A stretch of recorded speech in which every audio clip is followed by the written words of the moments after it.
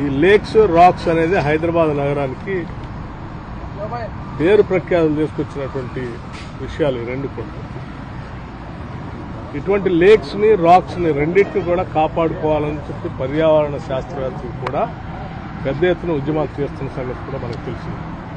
హైదరాబాద్ నగరంలోనే కాకుండా పరిసర ప్రాంతాల్లో జిహెచ్ఎంసీ పరిధిలో up to outer ring road వరకు ఉన్నటువంటి ప్రాంతాల్లో పెద్ద ఎత్తున లేక్స్ అన్నిటిలో కూడా లోపలనే బిల్డింగులు కట్టి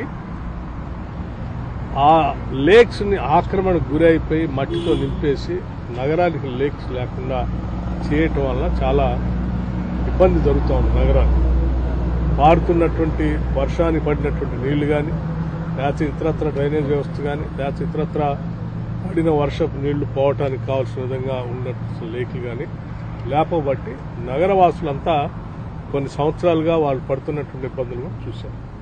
దీన్ని దృష్టిలో పెట్టుకుని భవిష్యత్ నగరవాసులు ఎవరికి కూడా గత పాలకులు కానీ మన పూర్వీకులు కానీ మనకి కట్టించి అందించినటువంటి ఈ లేక్స్ ఏమీ కూడా ఆక్రమణకు గురి కాకుండా ఉండాలనేటువంటి ఆలోచనతో ఏర్పాటు చేసింది హైడ్రా.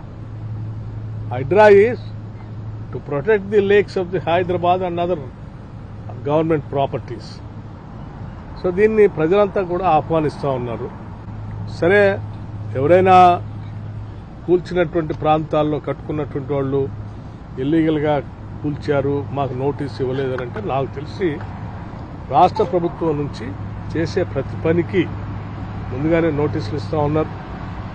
అట్లాగే వాటన్నిటి లేక్స్లో ఎక్కడైతే కట్టారో బఫర్ జోన్ కూడా కాదు, లేక్స్లోనే నేరుగా లేక్స్లో కట్టినటువంటి వాటిపైనే ముందుగా చర్యలు తీసుకుంటున్నారు.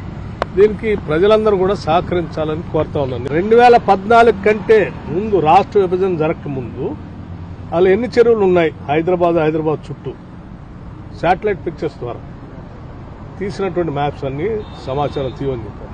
2014 నుంచి రాష్ట్ర విభజన జరిగిన దగ్గర నుంచి 2023-24 అంటే కాంగ్రెస్ ప్రభుత్వం ఇంధన రాజ్యం వచ్చేంతవరకు ఈ 10 ఏళ్లలో హైదరాబాద్ నగరానికి సంబంధించిన లేక్స్ అన్ని ఎన్ని ఆక్రమణకు గురయ్యాయి, ఎన్నింటిలో పెద్ద పెద్ద సంస్థలు వ్యవస్థలు బిల్డింగ్లు కట్టుకున్నారు, టవర్స్ కట్టారు నగరాన్ని లేకుండా అనేది year wise remote sensing satellite pictures తీయమని చెప్పాను. వాటన్నింటినీ తీసి అధికారికంగా వారికి అందిస్తున్నాం. వాటన్నింటినీ ప్రజల ముందు కూడా పెడతాం. ఇన్ని లేకులు 2014 అప్పుడు ఉన్నాయి, 2023-24 వచ్చేవరకు ఈ లేకులన్నీ ఆక్రమణకు గురైంది. ఏం చేద్దాం మీరే చెప్పండి. ప్రభుత్వం అనేది ప్రజల అవసరాలని, ఆస్తుల్ని, వారి జీవితాలని ప్రొటెక్ట్ చేసుకుంటూ ముందుకు తీసుకుపోయింది. ఇక్కడ అధికార పార్టీయా లేకపోతే ప్రతిపక్ష పార్టీ అనేది అంశం కాదు. ప్రజలకు సంబంధించిన నగరాన్ని, ప్రజలకు సంబంధించిన లేక్స్ ని కాపాడటం అనేది ప్రభుత్వం యొక్క ప్రధాన బాధ్యత. ఆ బాధ్యత చేస్తుంది.